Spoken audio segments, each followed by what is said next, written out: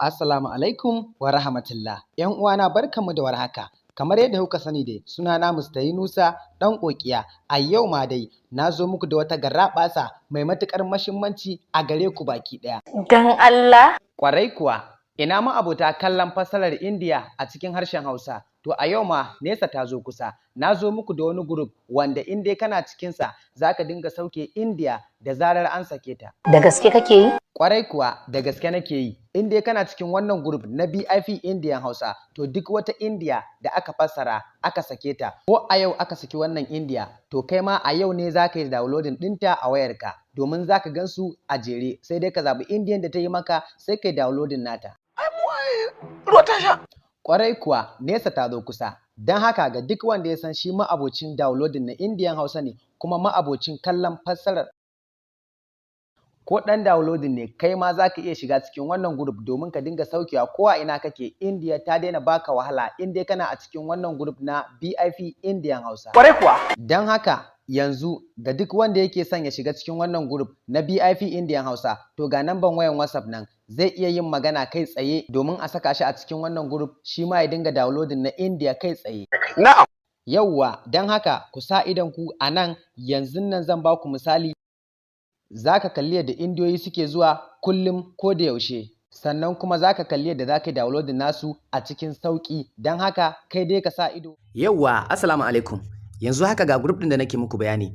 Idan ka shigo cikin wannan group ɗin, in dai Indiya ce fassarar Algaita, Sultan, Yusuf Zamani, D-Love, kai da dai sauran kamfanin da ke fassarar Indiya baki ɗaya, to da zarar an saka ka a cikin wannan group ɗin, in dai ka shiga ciki, magana ta ƙare, ba kai ba sake wahala wajen neman Indiya kowace kala ce. Kuma bari ku ga wani abu ma mafi daɗi. Idan kana so kai downloading ɗin Indiya, za ka ga Indiya kala biyu, muna da link sannan kuma muna da file a ciki. Yauwa, yanzu da zarar ka shigo cikin group ɗin nan, kun ga wani abu, bari muku misali. Idan kana so kai downloading, abu mafi sauki wajen da na kewaye ɗin nan, wannan kibiyar, da ka danna kibiyar nan za ka ga fim yana gudu, a haka ne zai yi downloading wayanka cikin sauri. Yauwa, to don haka kun ga abu mafi sauki kenan ka samu ka shiga cikin wannan group na BIP Indian Hausa daga Mustapha Zamani.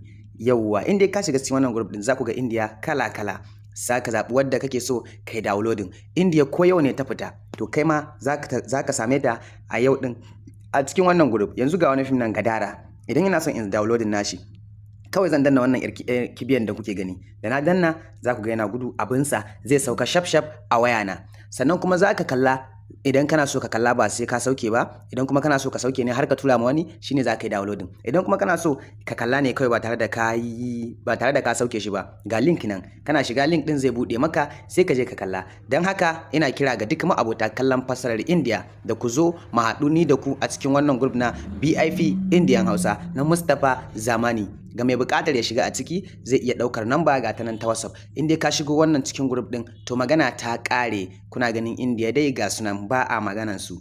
Kamar yadda na gaya muku, Indiya kala-kala, Indiya iri-iri. Yauwa, sai dai ka danna downloading kawai ya sauka a wayarka. Kuna gani ba? Inda ina so in sauke ne, kawai da na danna zai dinga gudu, abinsa ya sauka a wayata. Don haka ina kira a gare ku masoya kallon fassarar Indiya, kama daga wannan kamfanonuwa da na gaya muku masu farin jini, Algaita, Sultan, Yusuf Zamani da kuma dai D-Love da Al Hussein, da sauran dai fassarori da sauran kamfanin da ke fassara Indian Hausa. Kuna dai gani, idan ina so in sauke, kawai zan danna na yi downloading abina. Indiya group na BIP yana jiran ku.